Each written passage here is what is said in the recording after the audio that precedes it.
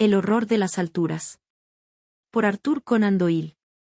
La idea de que la extraordinaria narrativa que ha sido llamada el fragmento de Joyce Armstrong es una elaborada broma elaborada por una persona desconocida, maldecida por un sentido del humor pervertido y siniestro, ha sido ahora abandonada por todos los que han examinado el asunto.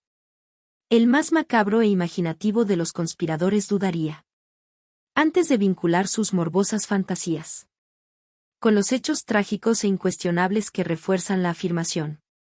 Aunque las afirmaciones contenidas en él son asombrosas e incluso monstruosas, no deja de imponerse a la inteligencia general que son ciertas y que debemos reajustar nuestras ideas a la nueva situación. Este mundo nuestro parece estar separado por un ligero y precario margen de seguridad de un peligro muy singular e inesperado. En esta narración, que reproduce el documento original en su forma necesariamente algo fragmentaria, me esforzaré en presentar al lector todos los hechos actualizados, comenzando mi declaración diciendo por si hay alguien que dude de la narración de Joyce Armstrong. No puede haber ninguna duda sobre los hechos relacionados con la teniente Mertel, R.N. y el señor O'Connor, quienes sin duda encontraron su fin de la manera descrita. El fragmento de Joyce Armstrong se encontró en el campo llamado Lower Hackak, situado a 1 milla al oeste del pueblo de Bitiam, en la frontera entre Kent y Sussex. Fue el pasado 15 de septiembre cuando un trabajador agrícola, James Flynn, empleado de Matthew Dodd, agricultor de Chauntry Farm, Bitiam, percibió una pipa de brezo tirada cerca del sendero que bordea el seto en Lower Hackak. Unos pasos más adelante recogió unos binoculares rotos. Finalmente, entre unas ortigas en la zanja, vio un libro plano con lomo de lona, que resultó ser un cuaderno con hojas desmontables, algunas de las cuales se habían desprendido y revoloteaban a lo largo de la base del seto. Los recopiló, pero algunos, incluido el primero, nunca fueron recuperados, y dejan una pausa deplorable en esta importantísima declaración. El trabajador llevó el cuaderno a su amo, quien a su vez se lo mostró al doctor J. H. Atherton, de Hartfield. Este caballero reconoció de inmediato la necesidad de un examen pericial y el manuscrito fue enviado al Aero Club de Londres, donde se encuentra ahora. Faltan las 2 primeras páginas del manuscrito. También hay uno arrancado al final de la narración, aunque ninguno de ellos afecta la coherencia general de la historia. Se conjetura que la apertura que falta tiene que ver con el historial de calificaciones del señor Joyce Armstrong como aeronauta, que puede obtenerse de otras fuentes y se admite que es insuperable entre los pilotos aéreos de Inglaterra. Durante muchos años ha sido considerado uno de los pilotos más atrevidos e intelectuales, una combinación que le ha permitido inventar y probar varios dispositivos nuevos, incluido el accesorio giroscópico común que lleva su nombre.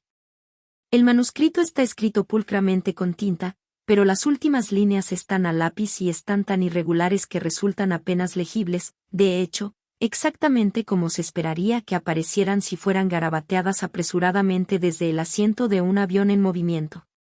Hay, cabe añadir, varias manchas, tanto en la última página como en la cubierta exterior, que han sido pronunciadas por los expertos del Ministerio del Interior, que se han declarado que se trata de sangre, probablemente humana y ciertamente de mamíferos.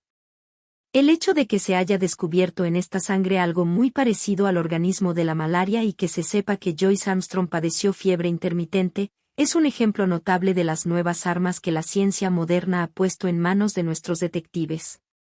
Y ahora unas palabras sobre la personalidad del autor de esta declaración trascendental.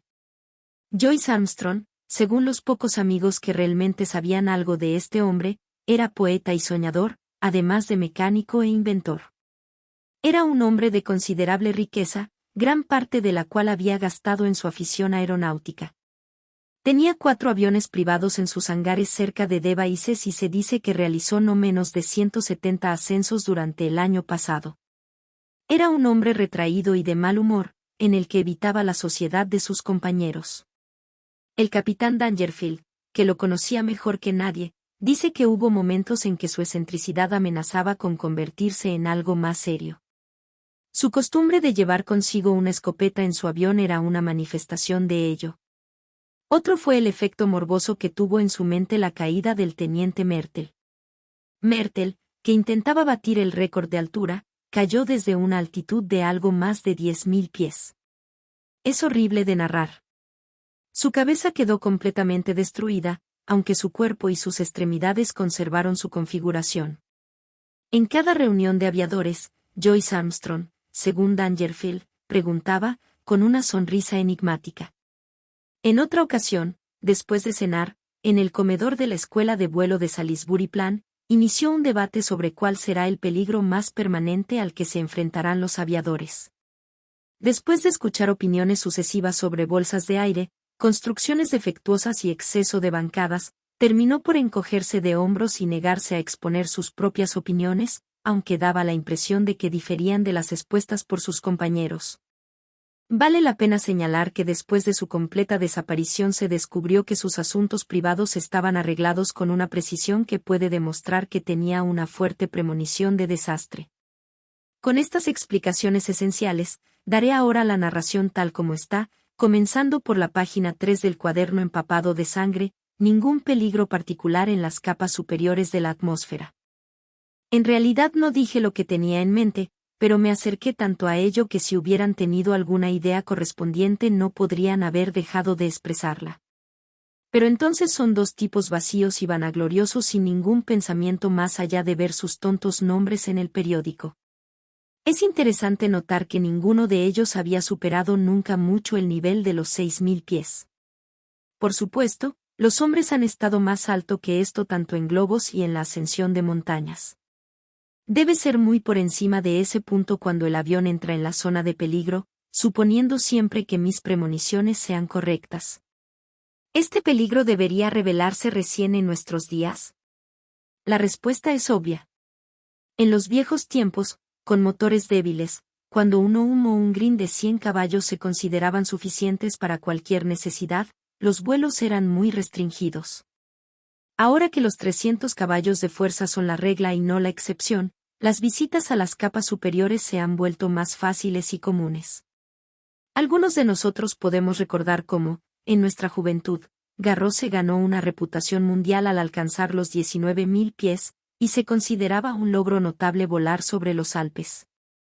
Nuestro estándar ahora se ha elevado enormemente, y en años anteriores había 20 vuelos altos por uno. Muchas de ellas se han llevado a cabo con impunidad.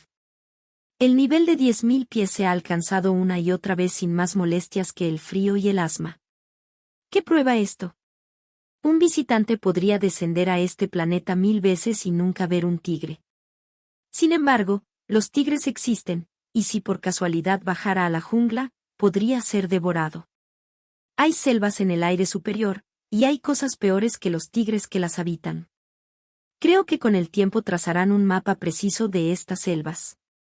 Incluso en este momento podría nombrar dos de ellos. Uno de ellos se encuentra sobre el distrito francés de Pau-Biarritz. Hay otro que se me pasa por la cabeza mientras escribo aquí, en mi casa de Wiltshire.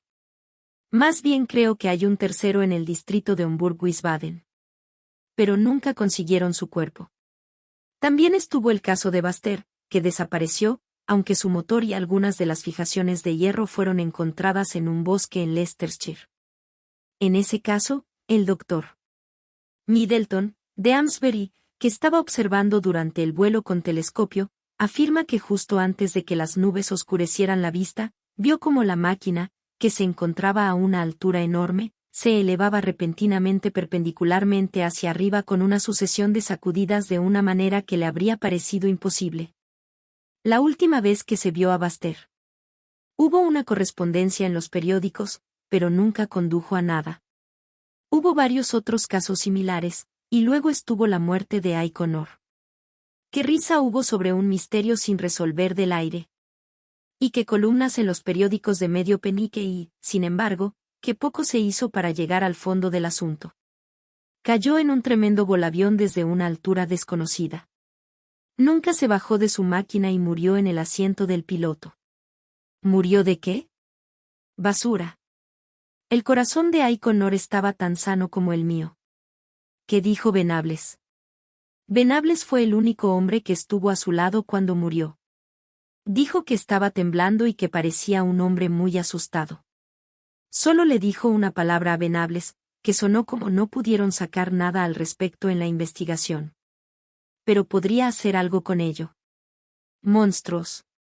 Esa fue la última palabra del pobre Harry Aiconor. Y murió de miedo, tal como pensaba Venables. Nunca había creído que le sucediera lo mismo a Myrtle. Y la grasa de su ropa, 5 robur, mañana debería alcanzar fácilmente los 30.000. Tendré la oportunidad de batir el récord. Tal vez también tenga la oportunidad de conseguir algo más. Por supuesto, es peligroso. Si un tipo quiere evitar el peligro, lo mejor es abstente de volar y finalmente me pongo unas zapatillas de franela y una bata, pero mañana visitaré la jungla de aire y, si hay algo allí, lo sabré. Si vuelvo, me convertiré en una celebridad. Si no lo hago, este cuaderno puede explicar lo que estoy tratando de hacer y cómo perdí la vida al hacerlo. Pero nada de tonterías sobre accidentes o misterios, por favor. Debería estar en las nubes todo el tiempo. Es un modelo pequeño y bonito que responde a mi mano como un caballo de boca tierna. El motor es un robur rotativo de 10 cilindros que funciona a 175. Tiene todas las mejoras modernas, fuselaje cerrado, patines de aterrizaje muy curvados, frenos, estabilizadores giroscópicos y 3 velocidades, accionadas mediante una alteración del ángulo de los aviones según el principio de las persianas venecianas. Llevé una escopeta y una docena de cartuchos llenos de perdigones.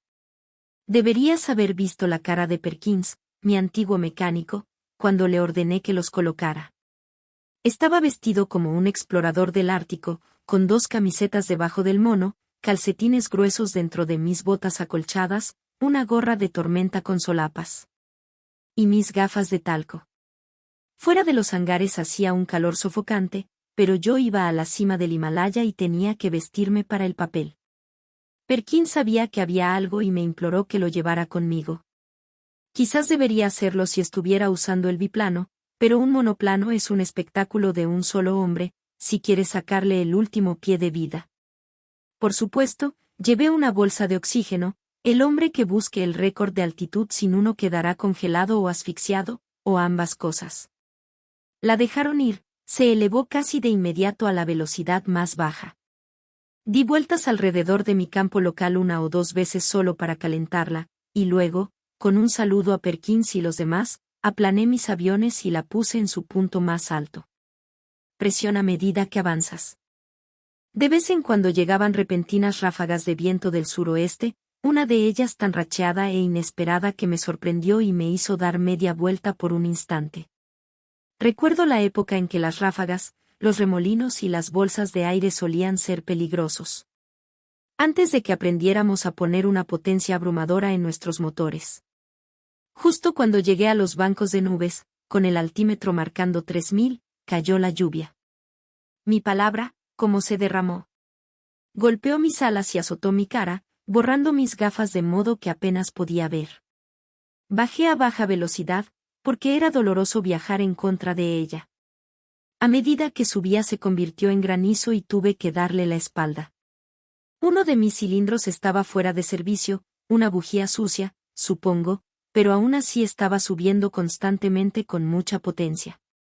Después de un rato, el problema pasó, fuera lo que fuese, y escuché el ronroneo profundo y profundo, los 10 cantando como uno solo. Ahí es donde entra en juego la belleza de nuestros silenciadores modernos. Por fin podemos controlar nuestros motores de oído. Como chillan y sollozan cuando tienen problemas. Todos esos gritos de auxilio eran en vano en los viejos tiempos, cuando cada sonido era absorbido por el monstruoso ruido de la máquina. Ojalá los primeros aviadores pudieran volver para ver la belleza y la perfección del mecanismo que han adquirido a costa de sus vidas. Contra el fondo verde. Me atrevo a decir que se preguntaban qué estaba haciendo yo en la tierra de las nubes. De repente, una cortina gris se cerró debajo de mí y los pliegues húmedos de los vapores se arremolinaban alrededor de mi cara. Hacía un frío pegajoso y miserable.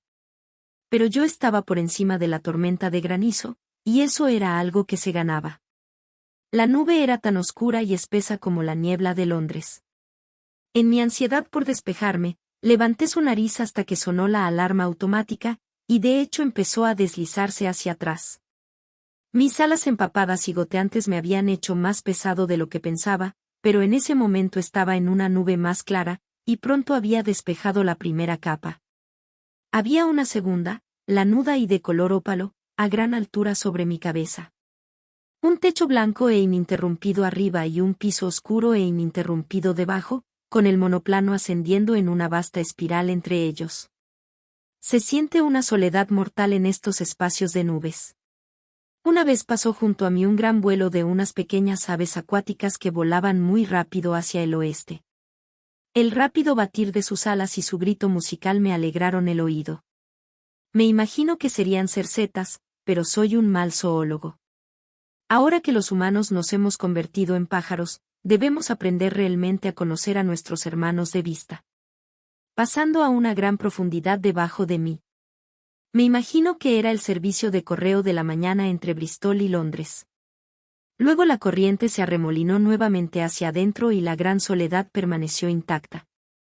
Consistía en un vapor fino y diáfano que se desplazaba rápidamente desde el oeste. El viento había estado aumentando constantemente durante todo este tiempo y ahora soplaba una brisa fuerte, 28 por hora según mi indicador. Ya hacía mucho frío, aunque mi altímetro solo marcaba 9000. Los motores funcionaban maravillosamente y ascendíamos zumbando constantemente. El banco de nubes era más denso de lo que esperaba, pero al final se redujo a una niebla dorada ante mí, y luego, en un instante, salí disparado de allí y había un cielo despejado y un sol brillante sobre mi cabeza. Todo azul y dorado arriba, todo plateado brillante abajo, una vasta y reluciente llanura hasta donde alcanzaban mis ojos. Eran las 10:15 y la aguja del barógrafo marcaba 12.800. Subí y subí, mis oídos concentrados en el profundo ronroneo de mi motor, mis ojos siempre ocupados con el reloj, el indicador de revoluciones, la palanca de gasolina y la bomba de aceite.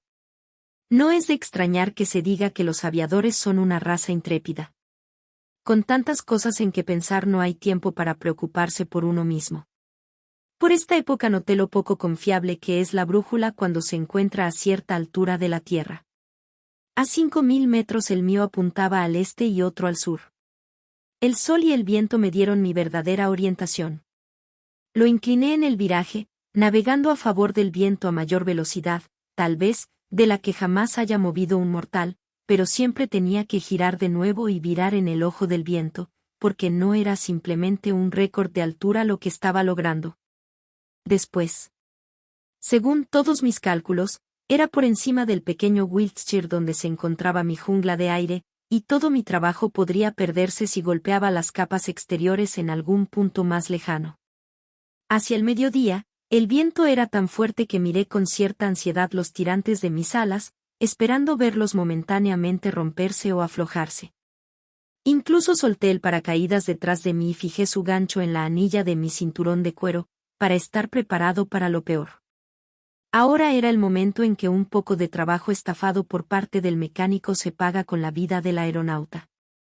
Pero ella se mantuvo firme con valentía. Cada cuerda y cada puntal zumbaban y vibraban como tantas cuerdas de arpa, pero era glorioso ver cómo, a pesar de todos los golpes y golpes, ella seguía siendo la conquistadora de la naturaleza y la dueña del cielo. Seguramente hay algo divino en el hombre mismo en el hecho de que pueda elevarse por encima de las limitaciones que la creación parecía imponer, y también de elevarse mediante una devoción tan desinteresada y heroica como la que ha demostrado esta conquista del aire. Hablamos de degeneración humana. ¿Cuándo se ha escrito una historia como esta en los anales de nuestra raza? Toda la plata se había suavizado hasta formar una llanura plana y brillante. Pero de repente tuve una experiencia horrible y sin precedentes. Ya había sabido antes lo que es estar en lo que nuestros vecinos han llamado un torbellino. Pero nunca a una escala tan grande como esta. El enorme y arrollador río de viento del que he hablado tenía, al parecer, remolinos en su interior que eran tan monstruosos como él mismo. Sin previo aviso fui arrastrado de repente al corazón de uno. Giré durante 1 o 2 minutos con tal velocidad que casi perdí el sentido y luego caí repentinamente, con el ala izquierda hacia adelante, por el embudo de vacío en el centro. Caí como una piedra y perdí casi 1000 pies. Fue solo mi cinturón lo que me mantuvo en mi asiento. Y la sacudida y la dificultad para respirar me dejaron colgando medio insensible sobre el costado del fuselaje. Pero siempre soy capaz de realizar un esfuerzo supremo, es mi único gran mérito como aviador. Fui consciente de que el descenso era más lento. El remolino era más un cono que un embudo, y yo había llegado a la cúspide. Con un tremendo tirón, lanzando todo mi peso hacia un lado, nivelé mis planos y aparté mi cabeza del viento. En un instante había salido disparado de los remolinos y estaba planeando hacia el cielo. Luego, conmocionado pero victorioso, levanté su nariz y comencé una vez más mi constante avance en la espiral ascendente. Hice un gran barrido para evitar el punto peligroso del remolino, y pronto estuve a salvo por encima de él. Poco después de la 1 me encontraba a 21.000 pies sobre el nivel del mar. Para mi gran alegría había superado el vendaval y con cada 30 metros de ascenso el aire se volvía más tranquilo. Por otra parte, hacía mucho frío y sentí esa náusea peculiar que acompaña al enrarecimiento del aire. Por primera vez desenrosqué la boca de mi bolsa de oxígeno y de vez en cuando olí el glorioso gas. Podía sentirlo correr como un cordial por mis venas y me sentí eufórico casi hasta el punto de embriagarme. Grité y canté mientras me elevaba hacia el frío y silencioso mundo exterior. Se hace un ascenso perpendicular. Haciéndolo en una pendiente suave y acostumbrándose a la presión barométrica disminuida gradualmente, no hay síntomas tan terribles. A la misma gran altura descubrí que incluso sin mi inhalador de oxígeno podía respirar sin molestias excesivas. Sin embargo, hacía mucho frío y mi termómetro estaba en 0 grados Fahrenheit. A la 1:30 me encontraba a casi 7 millas sobre la superficie de la Tierra y seguía ascendiendo constantemente. Sin embargo, descubrí que el aire enrarecido daba notablemente menos apoyo a mis aviones y que, en consecuencia, mi ángulo de ascenso tuvo que reducirse considerablemente. Ya estaba claro que incluso con mi peso ligero y mi gran potencia de motor había un punto frente a mí donde debía ser sostenido. Peor aún, una de mis bujías volvió a tener problemas y el motor fallaba intermitentemente. Mi corazón estaba pesado por el miedo al fracaso. Entonces recordé que la Tierra es constantemente bombardeada por piedras de meteoritos, y que difícilmente sería habitable si no se convirtieran casi siempre en vapor en las capas exteriores de la atmósfera. He aquí un nuevo peligro para el hombre de las grandes alturas. Porque otros 2 me adelantaron cuando me acercaba a los 40.000 pies. No puedo dudar de que en el borde de la envoltura terrestre el riesgo sería muy real. A las alas, y la menor inclinación se convertía en deslizamiento lateral, mientras parecía lento en sus controles. Posiblemente, si el motor hubiera estado en su mejor momento, otros 1000 pies podrían haber estado dentro de nuestra capacidad, pero todavía fallaba y 1 o 2 de los 10 cilindros parecía estar fuera de servicio. Si no hubiera llegado ya a la zona que estaba buscando, entonces nunca la hubiera visto en este viaje. ¿Pero no era posible que la hubiera alcanzado? Elevándose en círculos como un halcón monstruoso a los 40.000 pies de altura dejé que el monoplano se guiara solo y con mis catalejos de Mannheim observé atentamente lo que me rodeaba. El cielo estaba perfectamente claro, no había indicios de los peligros que había imaginado. De repente se me ocurrió que haría bien en hacer un barrido más amplio y abrir una nueva zona aérea. Si el cazador entraba en una jungla terrestre, la atravesaría si deseaba encontrar su presa. Mi razonamiento me había llevado a creer que la jungla de aire que había imaginado se encontraba en algún lugar sobre Wiltshire. Esto debería estar al sur y al oeste de mí.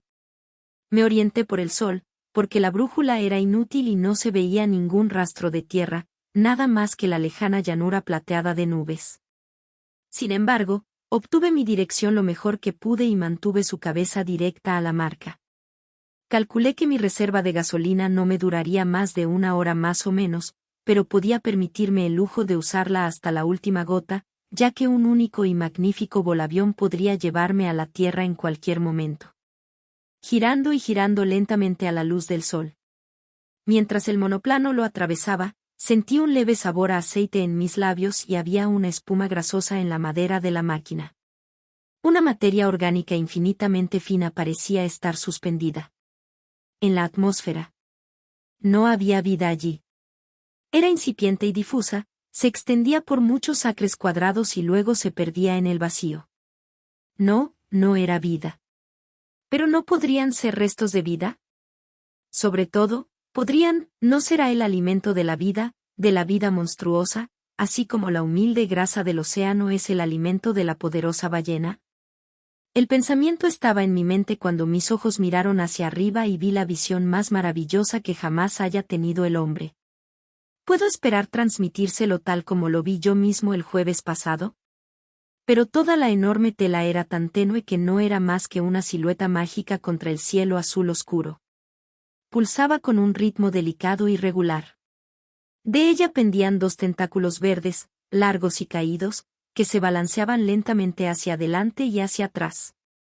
Una visión pasó suavemente, con silenciosa dignidad, sobre mi cabeza, tan ligera y frágil como una pompa de jabón, y siguió su majestuoso camino. Me encontré en medio de una flota perfecta de ellos, de todos los tamaños, pero ninguno tan grande como el primero. Algunos eran bastante pequeños, pero la mayoría eran tan grandes como un globo promedio y con la misma curvatura en la parte superior. Había en ellos una delicadeza de textura y color que me recordaba al más fino cristal veneciano. Los tonos pálidos de rosa y verde eran los tintes predominantes, pero todos tenían una hermosa iridiscencia donde el sol brillaba a través de sus delicadas formas. Algunos cientos de ellos pasaron a mi lado, un maravilloso escuadrón de hadas de extrañas y desconocidas argosidades del cielo, criaturas cuyas formas y sustancia estaban tan en sintonía con estas alturas puras que uno no podría concebir nada tan delicado dentro de la vista o el sonido real de la tierra. Los ojos apenas podían seguirlos. Algunas de estas criaturas parecidas a fantasmas medían 6 o 10 metros de largo, pero era difícil determinar su circunferencia, porque su contorno era tan confuso que parecía desvanecerse en el aire que los rodeaba. Las serpientes eran de un color gris muy claro o humo, con algunas líneas más oscuras en su interior, que daban la impresión de un organismo definido. Una de ellas pasó rápidamente junto a mi cara y sentí un contacto frío y húmedo, pero su composición era tan insustancial que no podía relacionarlos con ningún pensamiento de peligro físico, como tampoco lo hacían las hermosas criaturas parecidas a campanas que los habían precedido. No había más solidez en sus estructuras que en la espuma flotante de una ola rompiente. Me esperaba una experiencia aún más terrible.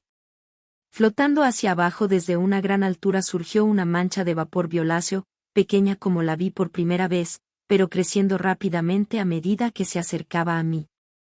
Hasta que parecía tener un tamaño de cientos de pies cuadrados. Aunque estaba hecho de una sustancia transparente, gelatinosa, no dejaba de tener un contorno mucho más definido y una consistencia sólida que cualquier cosa que hubiera visto antes. También había más rastros de una organización física, especialmente dos placas circulares, vastas y sombrías a cada lado, que podrían haber sido ojos, y una proyección blanca perfectamente sólida entre ellas que era tan curva y cruel como el pico de un buitre. De su enorme cuerpo había 3 grandes proyecciones que solo puedo describir como enormes burbujas, y mientras las miraba estaba convencido de que estaban cargadas con un gas, extremadamente ligero, que servía para sostener a flote la masa deforme y semisólida en el aire enrarecido. La criatura se movía rápidamente, manteniendo fácilmente el ritmo del monoplano, y durante 20 millas o más formó mi horrible escolta, revoloteando sobre mí como un ave de presa que está esperando para atacar.